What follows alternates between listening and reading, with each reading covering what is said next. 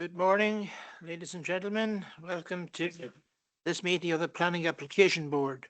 The chair has given his apologies, and as vice chair, I will chair today's meeting. Can I remind you that the meeting is being recorded, and the recording will be made available on the Comhairle's website following the meeting. And for those of you joining the meeting on Teams, please ensure that your microphones are muted. And if you're a member of the Planning Applications Board, please keep your cameras on. Like that, to start off with, the minutes of the meeting of the 10th of February, and these are for approval. Do you approve? Thank you. And item 2 on the agenda is declaration of interests. Members are asked to declare an interest if they may have any interest they may have in any of the items on the agenda, and it would be helpful if members explained why they are declaring an interest on the item concerned. Ian Archie, online. Thank you, Chair. I am a member of the TIG board, so I won't be able to participate in the airport. Okay, thank you. Anybody else? George Murray? You're muted. Thank you, Chair. Thank you. Yes, I'm also a member of the TIG board, and unfortunately will be unable to participate in this application, particularly with regard to the airport development. Okay, thank you. Yes, and before we go on, I would like to remind members that you need to consider if you have preempted the decision-making progress by declaring support or opposition for the application in advance of the meeting, or by lobbying other members for a particular outcome before being able to participate in any planning decision. Any motion or amendment in relation to a planning application must be based solely on planning reasons. And if a member moves an amendment, the chair will invite him to or her to clearly articulate the amendment and the planning reasons upon which it is based. Thereafter, I may, at my discretion, continue the business of the meeting in accordance with the timeout protocol, dealing with amendments contrary to officer recommendations. Copy of the timeout protocol has been made available to all members via the Planning Applications Board folder on SharePoint. And the planning officer will present the recommendation of officers in the event of a member seeking to move an amendment. The chair may call upon the legal advisor of the planning advisor or the planning advisor to provide advice to the board. So we'll start off with item 3 on the agenda, and this is a planning application. It is classed as a major development under the Town and Country Planning Heresy of Developments Scotland Regulations 2009, the Heresy Regulations. The applications cannot be determined under delegation, and in accordance with the scheme of delegation is referred to the Planning Applications Board for a recommendation and for the Comhairle for decision. Comhairle will consider the application at its meeting tomorrow. Mark Ferguson will speak to the report and answer any questions. Okay. Mark. Sorry. Okay, thank you, Chair. Good morning, members. As the Chair said, this is a planning application for a phased housing development to erect 94 houses, along with the associated roads and infrastructure. It's on a brownfield site at Stornoway Airport, Melpost Point, Isle of Lewis.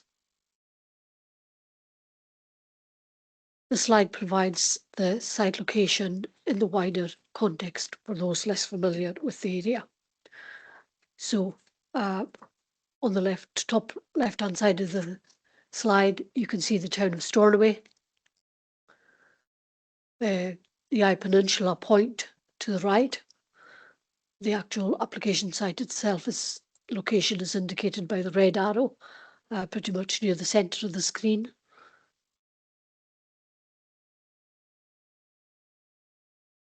And the road leading from Stornoway to Point is the A866.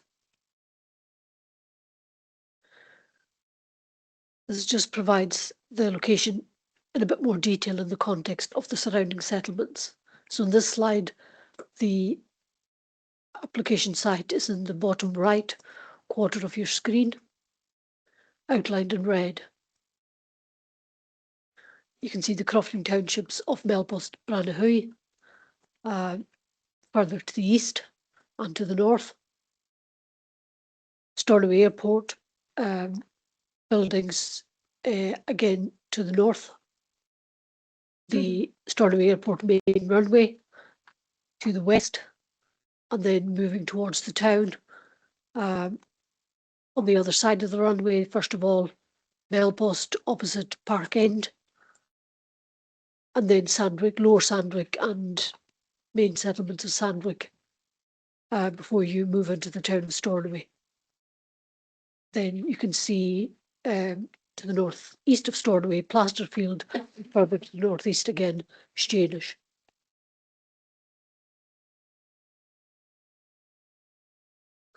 This just provides like an aerial image of the site that shows its relationship again with the 866 road, which runs across the southern boundary of the site, the airport runway to the west, and the villages of Melpost and Branahui to the right. You can also see the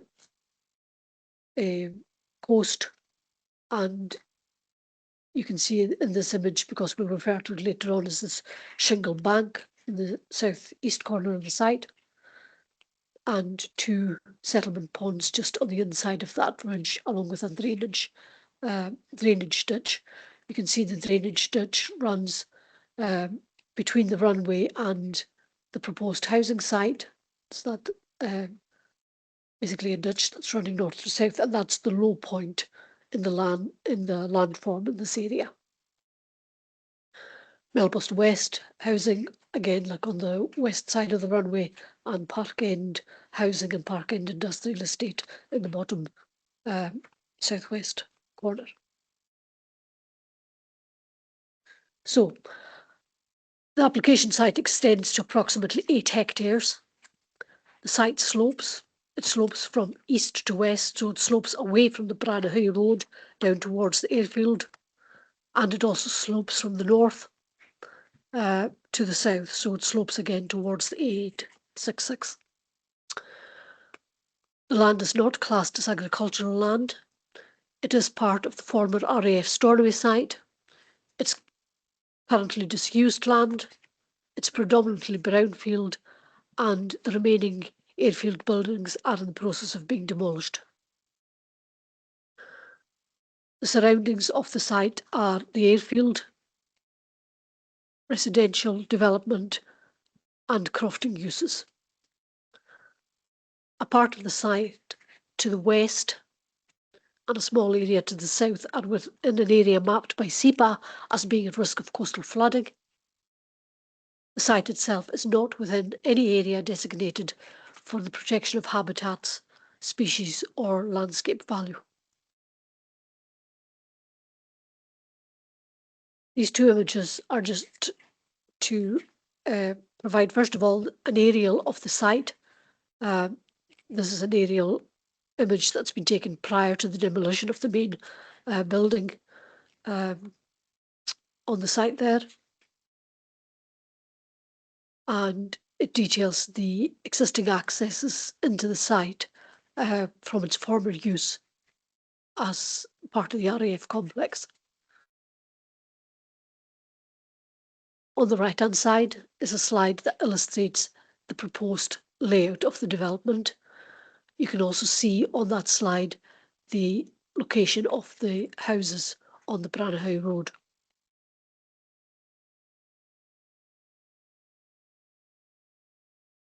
So, as I said, the development's for 94 semi-detached housing units. The proposal is that they would all be serviced from a new estate road from a junction with the A866. That's the Stornoway to Point Road. There would also be a bus lay-by provided on just off the edge of the road. Each house would have a front and back garden, 2 car parking spaces, and in terms of renewable energy would be serviced with a near source heat pump. The development would also incorporate the development of all the internal roads, footpaths, the bus lay-by, some overspill car parking, landscaping, public open space including play areas, and drainage provisions. The development would be constructed in 4 phases. Phase 1 would be that outlined in hatched in orange. That would be for 34 units. Phase 2 would be for 22 units, hatched in blue, and both phase 1 and 2 are to the south of the site, phases 3 and 4 to the north. This slide just illustrates the nature of the housing proposed. So those that are in cerise pink are 4-bed, 6-person houses. So these houses would be the houses that are 1.75 story, so 1 3/4 story. And these are predominantly on the lower part of the site to the west of the access, and on the phase 3 again on the west. Those that are in blue are the 3-bed, 5-person houses, and the smallest houses, the 2-bed, 4-person, are those in purple, which would be the ones that would be dispersed throughout the development, but in particular the 2-bed and 3-bed houses would be those that would be next to the Branahoy Road, all single story. This is just a snapshot taken from the block layout plan, and again it just illustrates the mix of houses. Blue, 3-bedroom, purple would be 2-bedroom, and the ones that are on this layout, the 4-bed, 6-person, are those that are in yellow. The slide also shows in the purple dead centre of the slide the area that would be the younger children's play area. And on either side of this road you'll see 2 blocks of parking, 8 spaces in total. That would be 8 parking spaces that are not allocated to any particular house, that would be overspill car parking. And then on the left hand side of the slide, play area for older children as well as the sun spaces.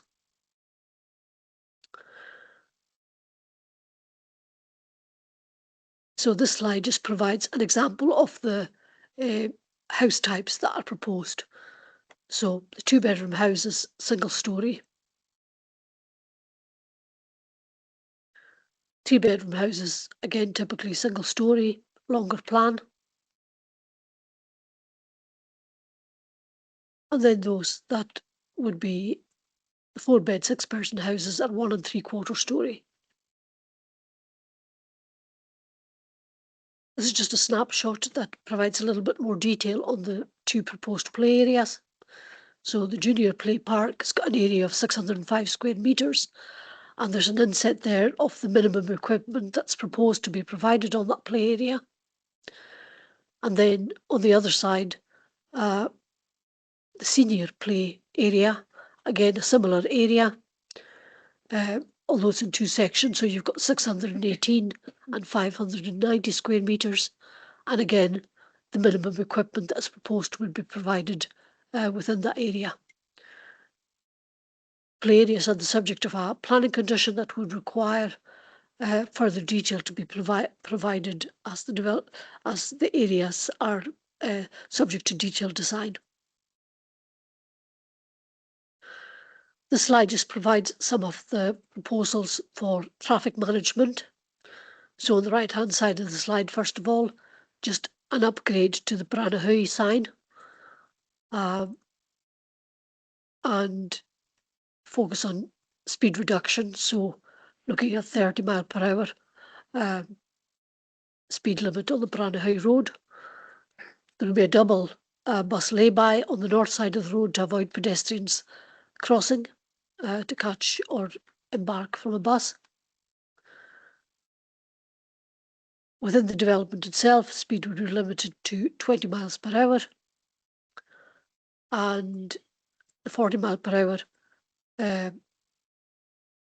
zone would be extended to the east from the Priory Road junction, and there would be some slow down signs which would be eliminated.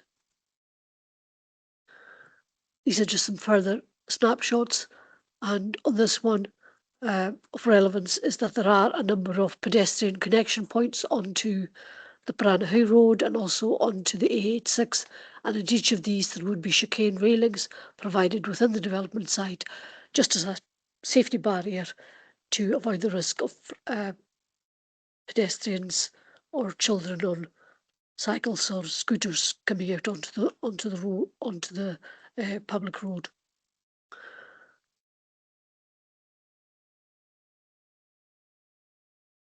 The application has been subject to 6 public representations, some of these extremely detailed, and also a 40-person petition from local residents.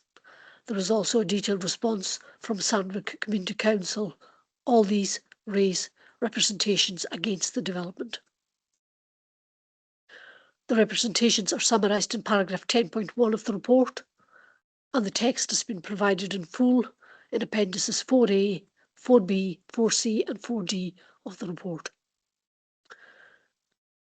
The issues raised in representation are addressed in response to the relevant policy sections within the report. There are also some concerns raised over procedural matters. Officers are satisfied that the planning procedure required by statute and regulation has been adhered to. A whole host of issues have been raised in relation to the site, but these are considered to be determinative issues, which I will cover in a bit more detail for the purposes of the presentation. So they're not the only issues, but they are considered to be the key ones. So these are the use and planning history of the site, both the pre-application consultation process, but also concerns over the consultation process during consideration of the application. Also concerns about the principle of having housing on this site where the local development plan strategy and the policy and housing site allocations. Concerns over the scale density, housing priority, nature of tenure, flood risk, and placemaking issues and the impact of the development on the character of Melpost and Branagh as rural crofting settlements. So just to remind members that the planning history of the site has been set out in section 6 of the report, but of particular relevance is the recent history. So in 2020, the Comhairle granted planning permission for the erection of 34 houses, as illustrated in the image on the right hand side of the slide. That planning permission is extant. The groundworks and earthworks related to that development have commenced. The layout is as shown on that slide. That development was consented on the basis that the primary access for those 34 houses would be onto the Comhairle Road. The development also included provision for a haul road. That's indicated in black on the inset on the screen.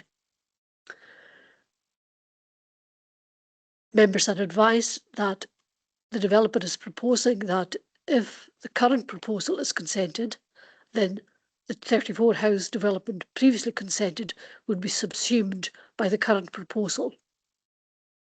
And that would mean that the layout of the houses would alter, the access onto the Comhairle Road would be removed, and it would be serviced the houses would be serviced by the principal access that is proposed for this development, which is an access onto the A866 airport, Stornoway to Point Road. Members are also advised that regardless of the current application, that planning permission is extant and the developer can go ahead and build out that development as consented if they so choose to do so. Concerns were raised about the pre-application consultation process. The development is classed as a major development in terms of the planning hierarchy of development, and therefore it's subject to a regulatory requirement for pre-application consultation with communities. That process was carried out. It involved 2 public meetings. They were advertised and promoted through the local press as required.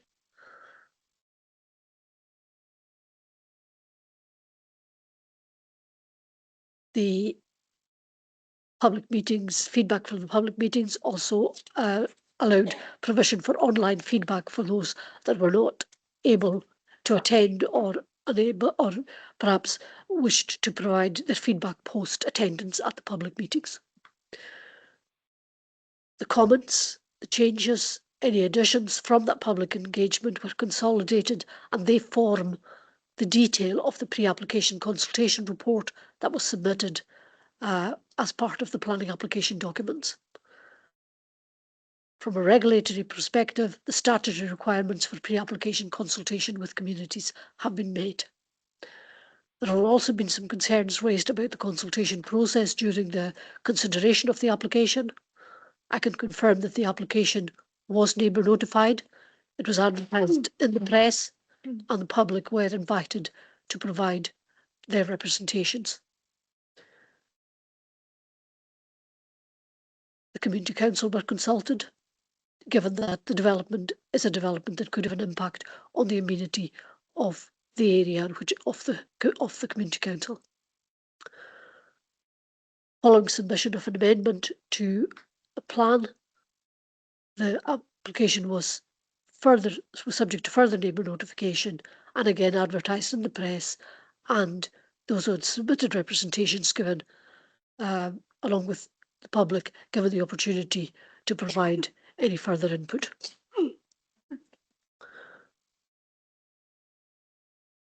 The development strategy and principle of development is covered at paragraphs 13.1 to 13.16 of the report.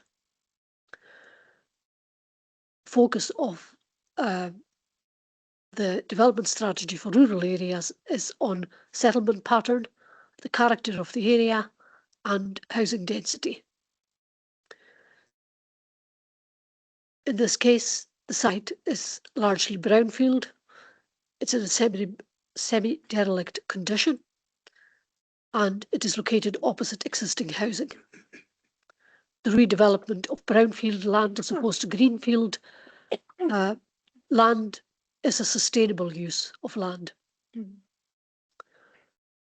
The site is an extant permission for 34 houses, which is of similar density to that proposed for the current application. The density is very close to the higher end of the density allowed for development in rural settlements at just shy of 20 units per hectare. And the housing, as we'll cover further on in the presentation, is to meet an identified need. Having taken all of those matters into consideration, it is our conclusion that the proposal is compatible with what is a mixed character of the area of this locality, and therefore would be compliant with policy DS1, the settlement strategy for rural settlements.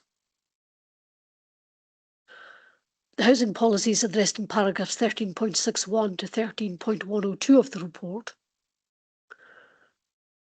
Colleagues in housing provided advice, and that again is incorporated within those paragraphs of the report. So planning policy seeks through NPF 4 to key policies Policy 16 and Policy 17, collectively they encourage, promote and facilitate the delivery of more quality, affordable and sustainable homes in the right locations, including in rural locations, in order to provide choice across tenures that will meet the diverse housing needs of people and communities. The local development plan makes provision for development on non-allocated sites, and this site is not allocated. So it requires that housing density is at a maximum density of 20 units per hectare.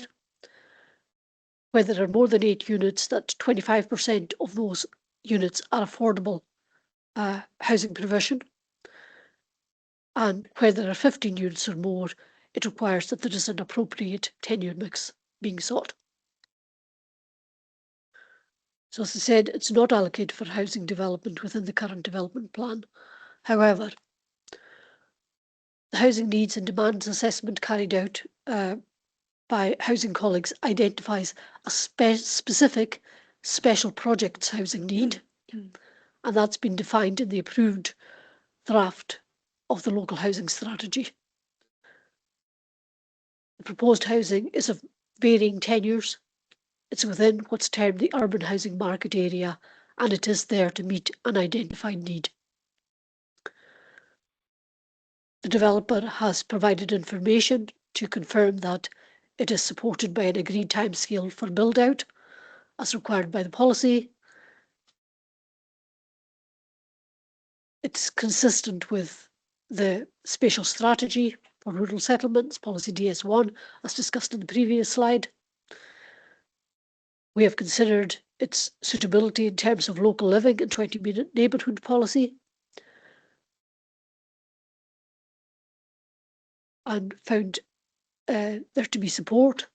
It's consistent with the policy on rural homes, and that policy specifically supports and looks for housing that supports and sustains existing fragile communities, supports local housing outcomes, and is suitable in terms of location access and environmental impact. Flood risk is a key area of is a key consideration of this development. It's addressed in paragraphs 13.17 to 13.6 of the report. And I'll first of all take you through the policy. So, National Planning Framework 4 contains Policy 22 on flood risk and water management. And that national policy seeks to promote avoidance of flood risk, land subject to flood risk, as the first principle. So there is a policy position that if the land is identified by SEPA as being at potential risk of future flooding, that area of land be avoided for development. Our own development plan, the Outer Hebrides Local Development Plan, Policy I1, again seeks that proposals should avoid areas susceptible to flooding, promote sustainable flood management, and that development proposals should have regard to probability of flooding from all sources. Both SEPA and the Comhairle have roles in advising upon flood risk in relation to applications for planning permission. SEPA's review and position is based on the national policy, and their position is one of objection because the area part of the site is identified as being potentially at risk of flood. The Comhairle Flood Risk Management Team have carried out a site-specific review. They have looked at how, in the event of an ingress of floodwater, how floodwater is likely to behave. They have provided very detailed advice, and as Flood Prevention Authority, Roads Authority, Coast Protection Authority, they do not raise an objection. I'll maybe just skip to the report and then come back to some of these pictorial slides. So flood risk is addressed in paragraphs 13.17 to 13.6 of the report. A lot of this information is technical, so forgive me, but the projected 1 in 200 year coastal floodwater level, including an allowance for climate change, identifies the flood risk as 4.37 above ordnance datum. So part of the site to the west is at risk of flooding in a future worst case scenario flood event. However, the site lies on the north side of the A866 public road, and the public road is carried on an embankment. So the road embankment is higher than the area, the low point of the site. The public road runs from a high point near the Melbus Branagh Junction, falling to a low point just to the east of the runway. So it drops to about 3 meters at one point. And then further to the south, there is a shingle ridge along the coastline. And that shingle ridge at the moment has a height of between 3.3 meters and 5.1 meters above ordnance datum. So on average, it's about 4.3 meters above ordnance datum. Flood risk colleagues have reviewed the information and advised that those two features in particular influence how floodwaters would behave in a flood event and influence how coastal floodwaters would reach inland towards the site. I'll allow members to read this report, which is a replication of paragraph 13.38. This is the advice. This summarises the advice that has been provided by flood risk colleagues.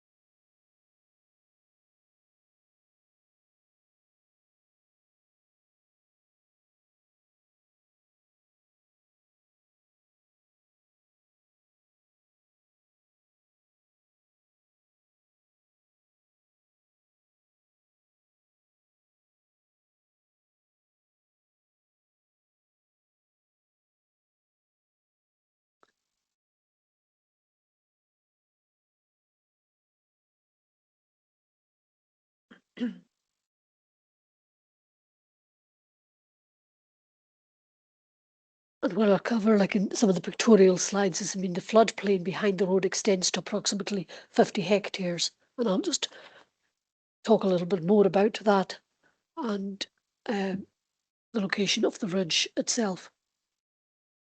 So if we take you to the next slide, again, like it's just a replication of these paragraphs 13.39 to 13.41. And again, this is the advice that has been provided by colleagues in flood risk, having reviewed the application and the proposal.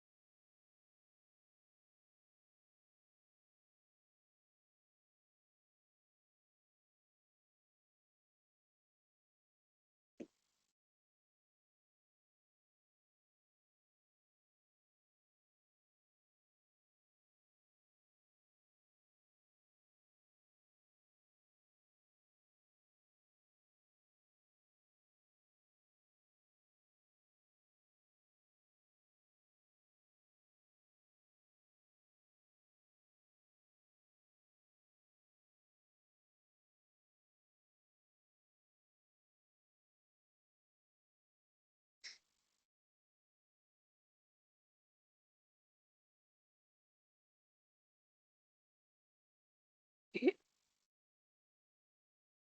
members are happy, then I'll move to the slides. So the slide provides what SEPA term the future flood risk. So future flood risk maps are basically the 1 in 200 year flood event. Added to that, an allowance for climate change, which in the Outer Hebrides is currently just shy of a metre, so 930 millimetres. And that predicts that's on the basis that of no climate, so it's a worst case scenario. It's on the basis that there is no change in the trajectory of climate change through mitigation, and also incorporates an allowance for uncertainty termed freeboard. So SEPA's mapping predicts that in this worst case scenario, were there to be a major storm that resulted in water ingress, that this area to the west of the site and to the southwest corner of the site would be subject to inundation by floodwater. So the green area is the coastal floodwater, and the purple pink area is the surface floodwater.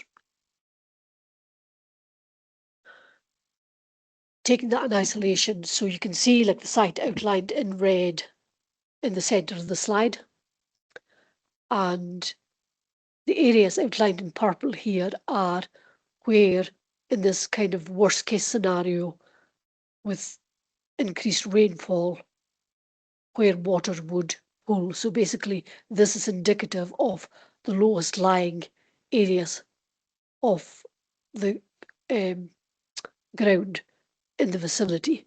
So you can see the loch just before you, on the right hand side, the dark purple areas, the loch just before you go into the brae, and then particular low lying area with this around this drain that runs north to south on the east side of the runway. But the actual areas of surface water within the surface water pooling within the site itself are fairly limited. On the bottom right of the slide, you'll see the bay where the shingle ridge is, and if there were to be an instance of very heavy rainfall, the water would pool in that area that's south of the road, between the road and the shingle ridge, and that would, at low tide, that water would drain away via pipes that run under the shingle ridge.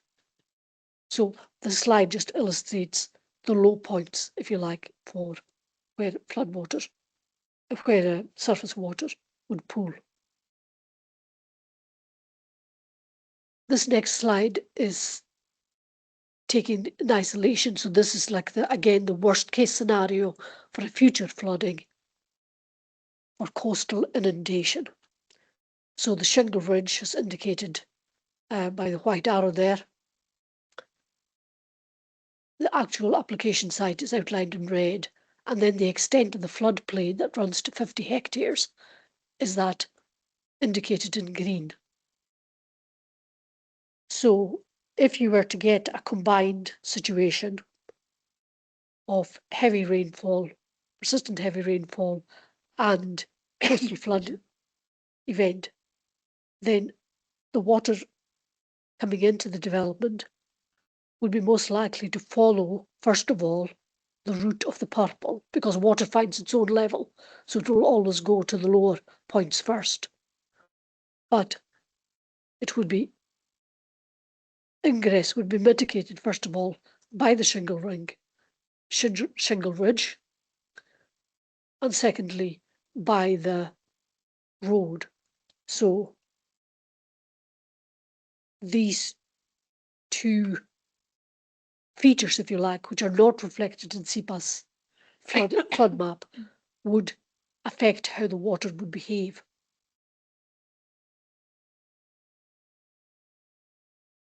covered those.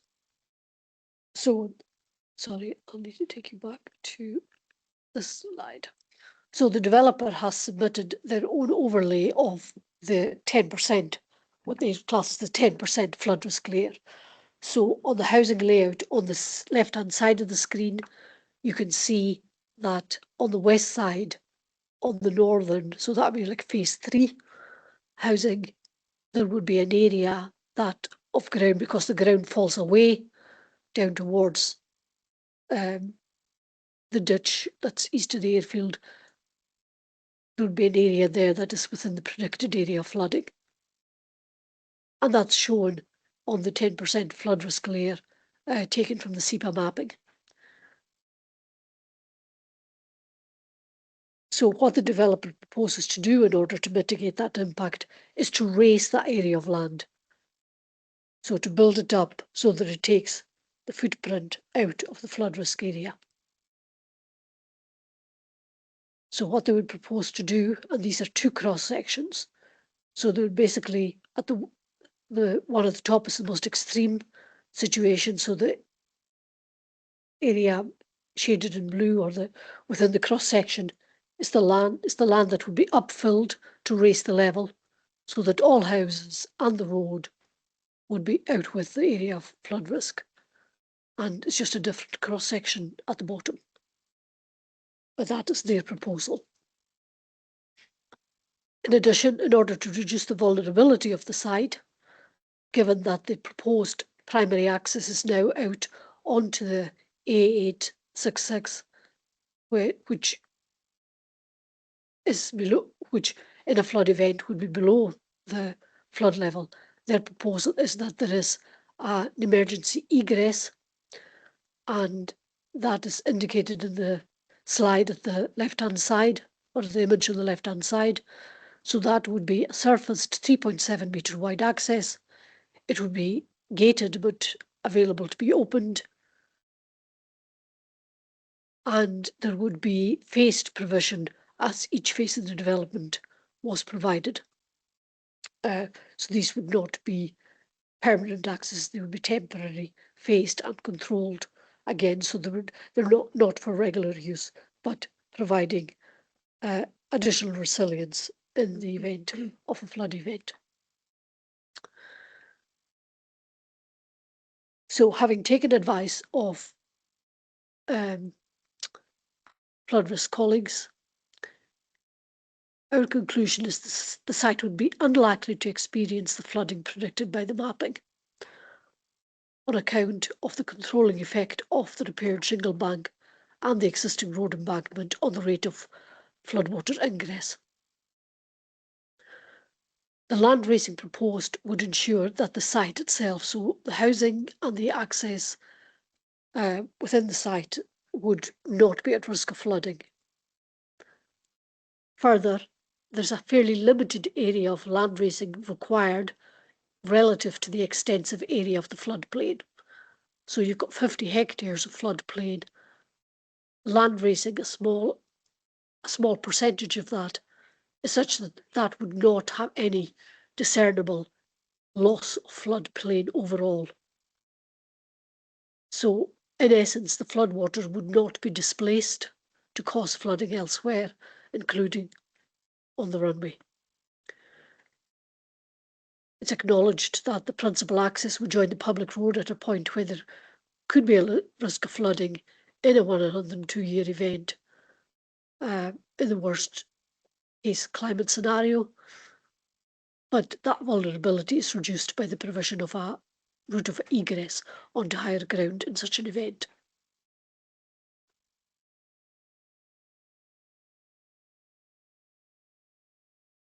So our conclusion is that overall, the development would not be at risk of flooding. It would, as a result of the land raising, it would not result in increased risk to others or to other land. And therefore that lends reasonable weight to approval, while we acknowledge SEPA's policy objection. Other issues raised were the context of the rural settlement site, to the north of the A866, adjoining the Branahui and Melpost coalesced settlements, just south of the airport buildings. It would form part of a rural settlement.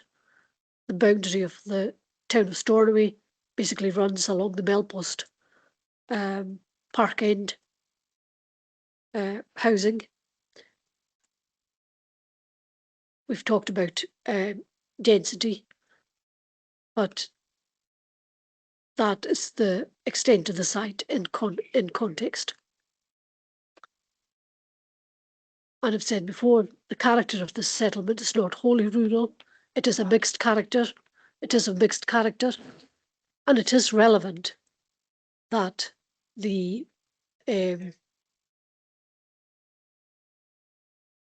site is already subject of an extant consent for 34 houses at a similar density to that proposed in this application.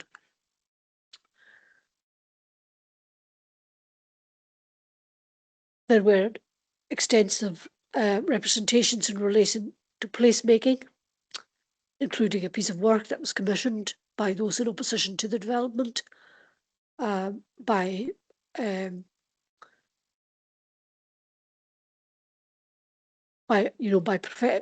by professionals. That is addressed in paragraphs 13.103 to 13.132 of the report. That section considers the context of the site. It considers the design of the houses. It considers the boundary treatments. It sets out the 6 qualities of successful places, and the report acknowledges that there are deficiencies in relation to the qualities of successful places. Some of these arise from the decision by the developer to eliminate the vehicular connection of the development with the Branahui Road, and therefore the natural connection it would have with that settlement. But taking the proposal in the round, it still has sufficient positive qualities. We've talked about the topography, the change in topography of the site, and how that, along with the nature of the design and height of the houses, has been reflected to ensure that as the site falls away, that the taller houses are towards the lower parts of the site. The development considers the amenity both of for residents, so there are public areas. There's also 2 play space areas. It considers neighbour amenity, both neighbours of neighbouring houses within the development, and also the impact of the development on neighbour amenity in the locality more generally.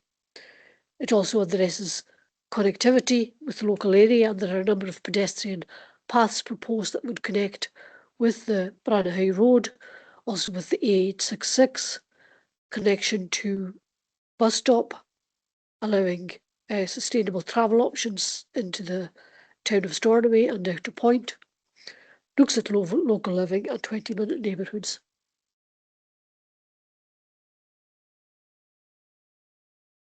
The concluding paragraph on placemaking is subject to relevant conditions, that the development meets the aspirations for local living and would be sufficiently consistent with the 6 qualities of successful places, reflects local characteristics, suitably sits within the surrounding built and natural environment, and that adverse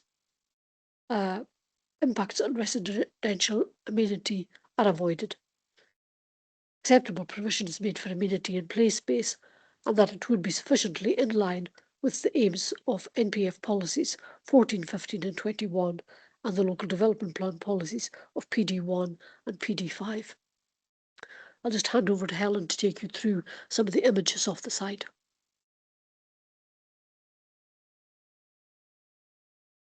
Thanks, Morag. Just to give you some context, as you can see, works on the consented 34 house development have commenced on site. The developer also does control the full extent of the application site, so please note you might see soil and other building developments compounded around the actual consented 34 houses.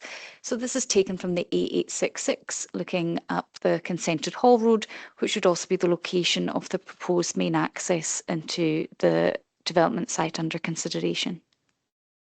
This is taken just slightly further along. This would be the location for the bus lay-by with amenity spaces to the rear.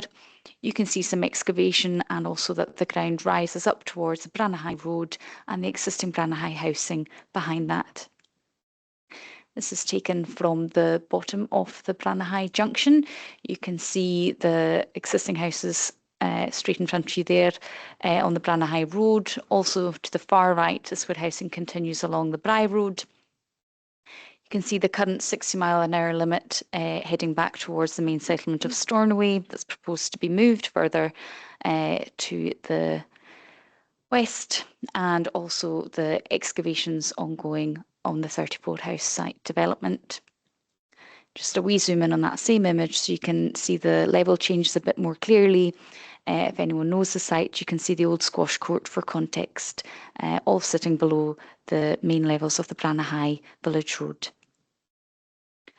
This is now taken from the Branagh Road. You can see the little star on the right-hand side there, and this shows an image looking south along the Branagh Road with the development site to the right. A few similar photos, please forgive me, it just shows you in a bit more context. You can see the public footpath and street lighting on Branagh to the left and the development site to the right with houses in Holham further beyond. Let's just move around the site a wee bit more. Again, you can see part of Holham in this direction. This is now actually facing north up towards the roundabout that takes you into the airport or onto the area of Melbost, and you can see one of the existing RAF accesses onto the site. This is taking you all the way back to Stornoway so that you can look out towards the development site, the kind of earth piles showing where the development site is, the area above that on higher ground, the houses of Branagh and Bry Road beyond.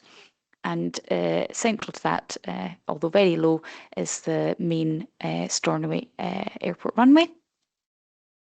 And from exactly that same point, looking back towards the town, you can see the housing of Melbost Farm East in the foreground there.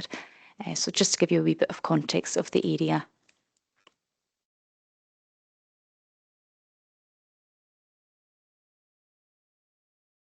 So our conclusion and reasoning is the rest are set out in paragraphs 14.1 to 14.33 of the report.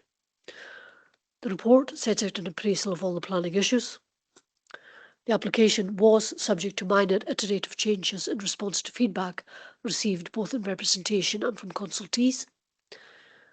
The application has been accompanied by supporting information in the form of a design and access statement, flood risk assessment, a community benefit statement, and the pre-application consultation statement as required by the policies of the development plan. Mitigation measures and commitments made within these documents can be secured by conditions, as can mitigation measures that are required by consultations or by policy matters that we have assessed through our assessment. We have taken the view that the determinative issues that have been taken into the planning balance are flood risk, placemaking and design, and housing need. Members of the planning board may place different weight on these matters, and indeed on any material planning matter in arriving at their decision in relation to the application.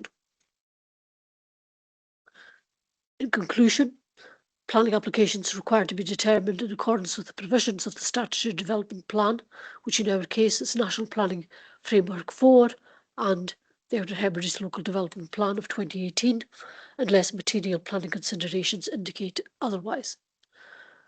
The development is recommended for approval, subject to conditions to manage the impacts and delivery of the proposed housing. I would advise members that on account of the development being the subject of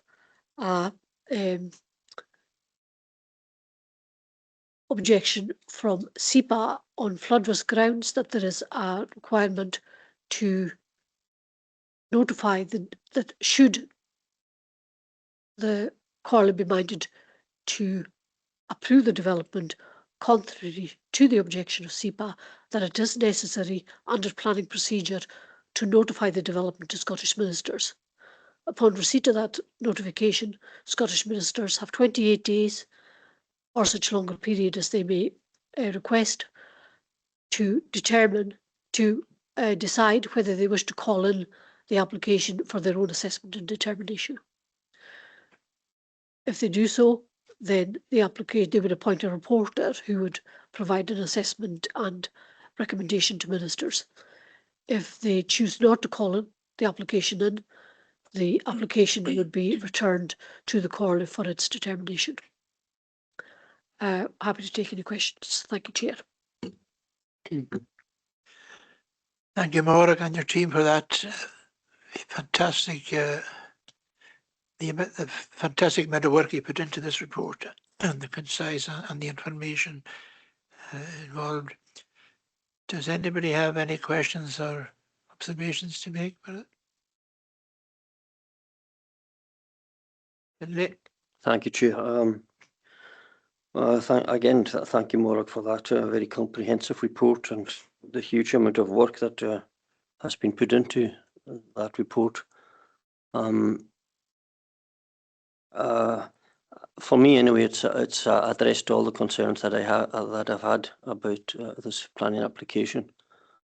So, you know, I'd just like to thank you for all the work that went into it, and I would be happy to support the recommendation. Thank you. Anybody else? Paul?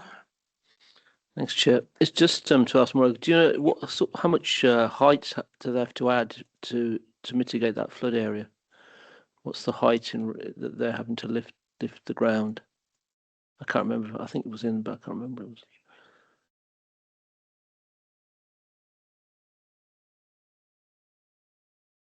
I understand that at the very extreme edge, the land raising would be about 3 metres, but that exceeds the area that is, that would be essential to take them out of the flood risk. Obviously, as you move further into the site, the slope rises, so it would reduce.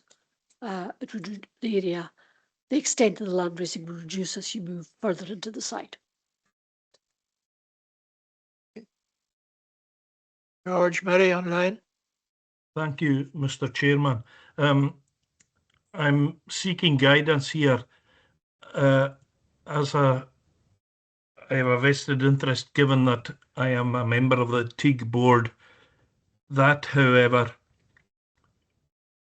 seems to prevent me from asking certain questions, which I really have urgent queries from my constituents.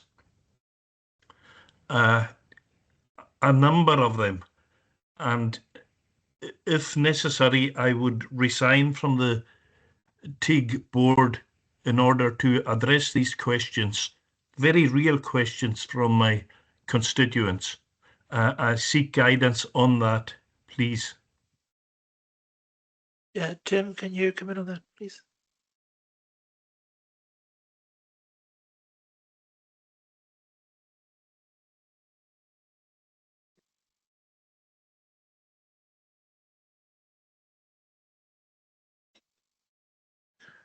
Chair, sorry, I was just inferring on that. I think, if I remember, Councillor Murray has already declared the interest at the beginning of the item, so I don't think he can be now asking the questions in any capacity at the moment. I see he's suggested he resigned from TIG, but I don't know if that can take immediate effect to allow him to raise them just now. Then I feel very sorry, Mr. Chairman.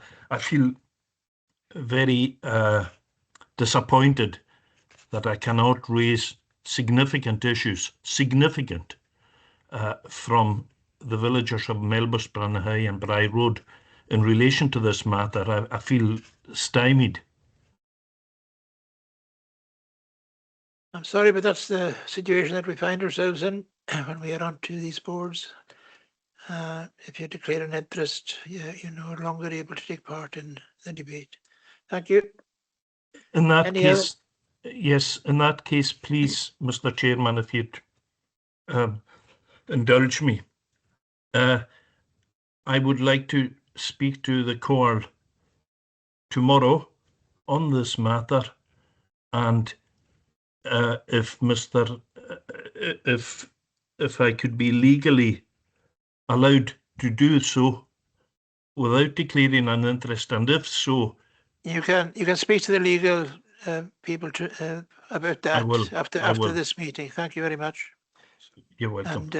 And Derek here can help you as well. Thank you. Paul? Is it possible that he can send the questions to our members not undeclared, and one of us can ask the questions? Is that possible? Thank you. Thank you. That will be very, very helpful. Thank you. Is that possible? I'm not sure if it can.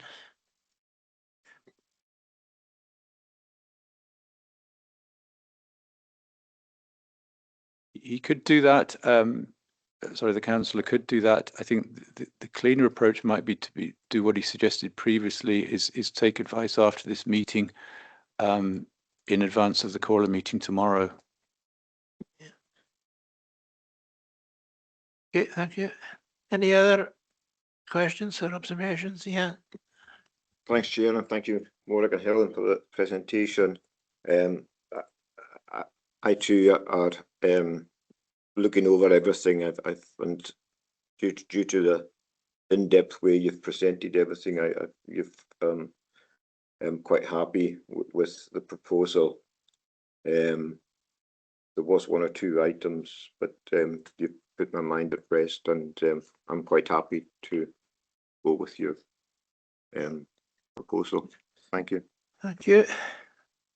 Anybody online? No. So then, as far as this board's interests are concerned, do members agree the recommendations at 3.1 to recommend to the Comhairle that the application be approved, subject to the conditions set out in the appendix to the report? Thank you very much. I do not.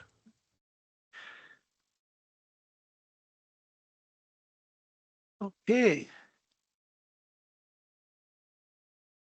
Moving on. Item 4 on the agenda. This is an application for a detailed planning permission to site a static caravan for holiday use. Caravan is at 42 Wattsiger Park, Isle of Lewis. As this planning application has received 10 representations, it cannot be determined under a delegation, and in accordance with the scheme of delegation is referred to the Planning Applications Board for a decision. Helen MacDonald will speak to this report. Thank you.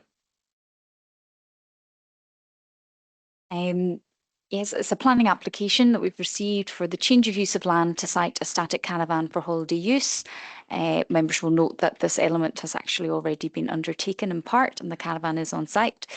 It's also to create a vehicular access, parking and turning area, to connect to services and to provide surface water drainage. It's located on land at 42 Wattsiger back on the Isle of Lewis. Just to give members an idea of the site in the wider context, you'll see the red line boundary area for the application site quite centrally there. The large blue roofed building to the west is Back School. You'll see the Broad Bay View housing development in the bottom corner of the slide, and the large Free Church parking and manse area in the bottom right hand side of the slide. Immediately adjacent to the site on the southeast boundary is an existing house in different occupation numbered 42 Wattsiger.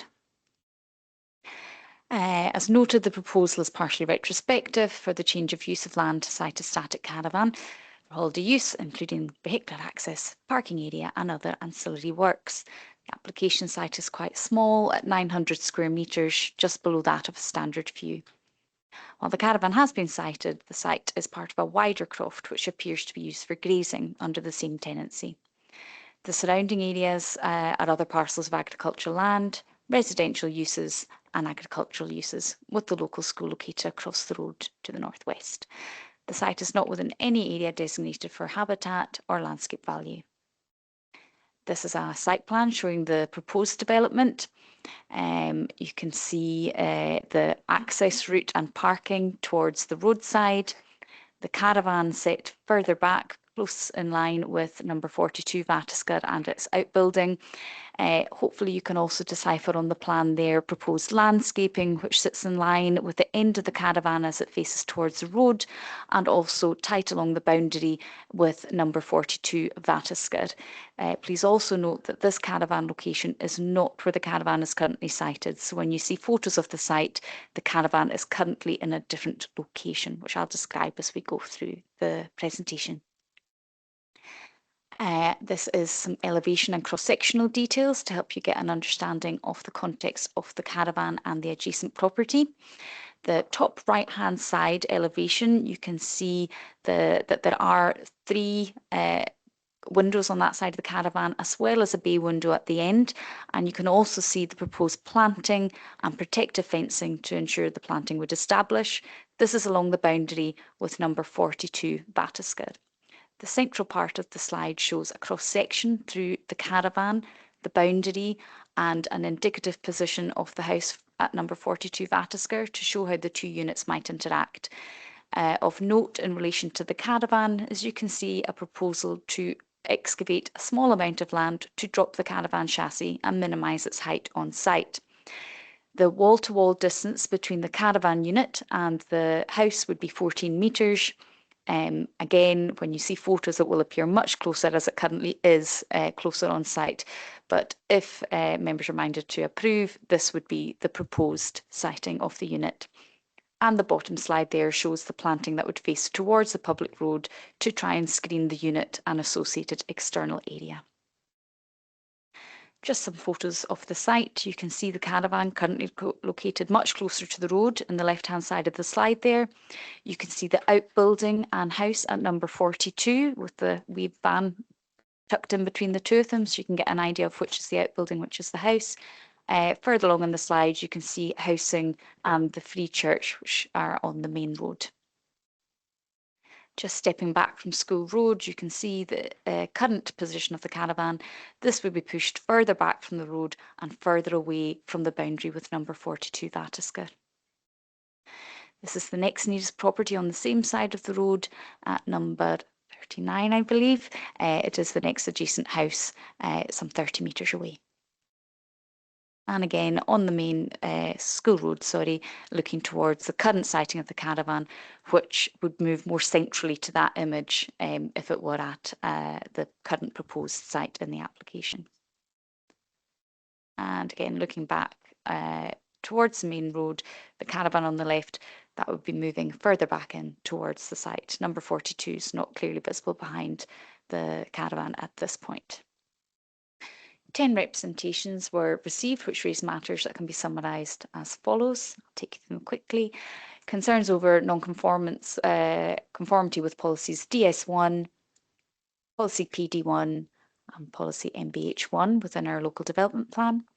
Concern over the loss of crossland for the caravan siting, the appearance of the caravan not fitting in with its surroundings, siting of the caravan causing loss of privacy and light to the neighbouring property, noise concerns, that the caravan is in an open area without shelter, degrading elements of the caravan and loose items making it unsafe, that they do not agree with the proposed planting and fencing as a mitigation measure, the proposed fence line potentially affecting maintenance to an existing boundary fence, and note that the drawings do not reflect the current floor level of the adjacent property.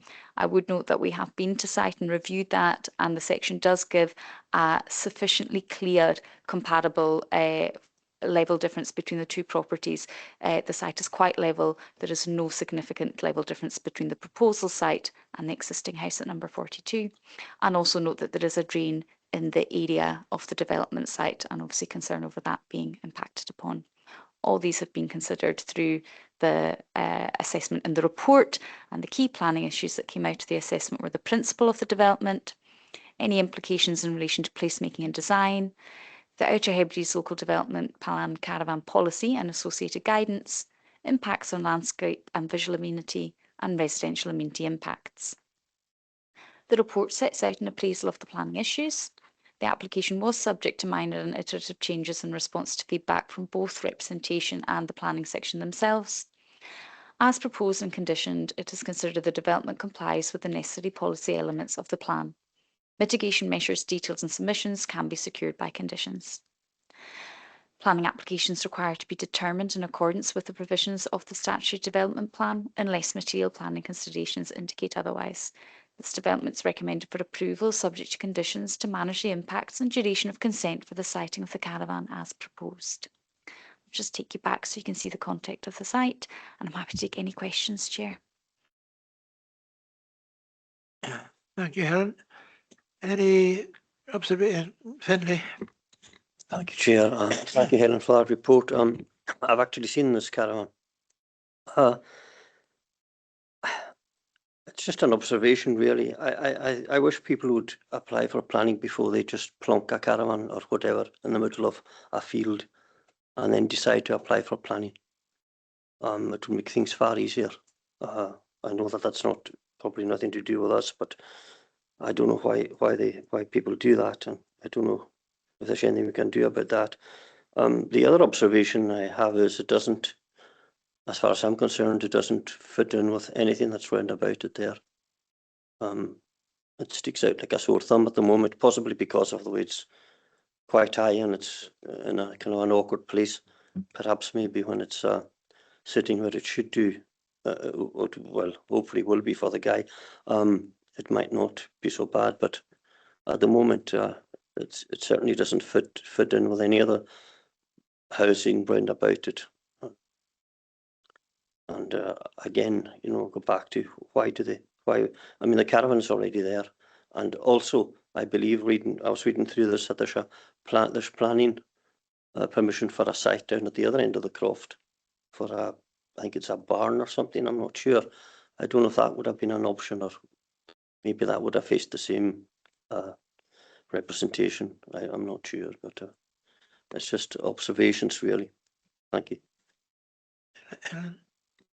Yep, just for a wee bit of context, caravans can be sited between the 1st of April and 30th September on agriculture units, and I think the developers in this instance were under that understanding when the caravan arrived.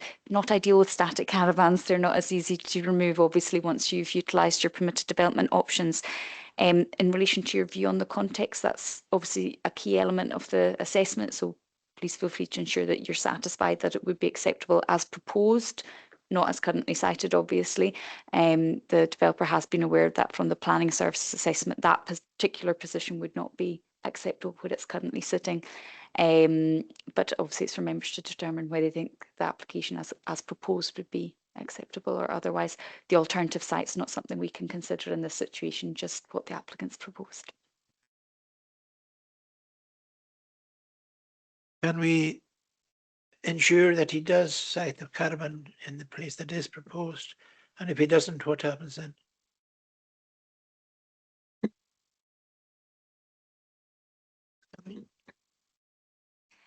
Yes, Chair. If the development is consented by the committee, it would have to be as per the approved plans. We would set a timescale, obviously, to ensure that that happened, and we would check that that had been implemented. I was going to be very cheeky and say it would be easier with an enforcement officer to help, but there you go. We'll make do as we are for now, I guess. But yes, it would have to be as proposed. Otherwise, it would be a breach of planning, and we'd have to deal with that through the relevant channels. And are you happy that the planting of a hedge and fencing it will mitigate the overlooking from the other house? From our assessment, that is what we believe would be acceptable. The conditions attached, the recommended conditions, require that the maturity of the planting be agreed prior to its planting, and that the protective fencing be retained to ensure the planting establishes. The protective fencing itself would be a degree of mitigation and overlooking itself, but yes, the planting would require to be of an appropriate maturity and to establish. Yeah. Thanks, Chair. Thank you, Helen. I've got more questions regarding the fence and the planting of shrubs and condition 7. Could you go into a bit more detail when you say? So you've already answered half my question, by the way. How do you mean that there'd be sufficient maturity? I mean, and like you say, what exact measures can be taken if they die or they don't take root or whatever, and the caravan is there up and running and it's annoying people? The whole point of the fence and the proposed trees. I mean, do we have to wait a few years before they're grown? Or yeah, just a bit more detail. Thank you. That's fine, Councillor. Yes. So if you, following on from condition 6, which is what requires the maturity, and we will expect quite mature planting, and it's for the applicant to ensure that they demonstrate to us that it will be of an appropriate maturity. We can then inspect that once it is planted, if necessary.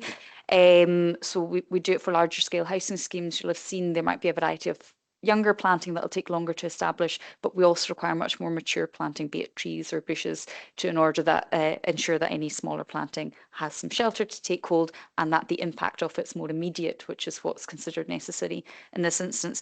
But condition 7 thereafter says that any of the trees that die require to be replaced within 5 years, which is the proposed duration of the consent anyway. So if that were something we were aware of, if we were alerted to the fact that the trees had died or were not established, they would require to undertake that planting. Again, though, it's for members to make a judgment on whether they feel that's sufficient based on the assessment in the report. Any other questions or observations? Now, in that case, do members agree? Recommendation at 3.1 that the application be approved subject to the conditions set out in Appendix 1. Agreed. Thank you very much. That brings our meeting to an end. Thank you for everybody who came, and thank you for Mauric and Helen. Excellent work as usual. Cheers.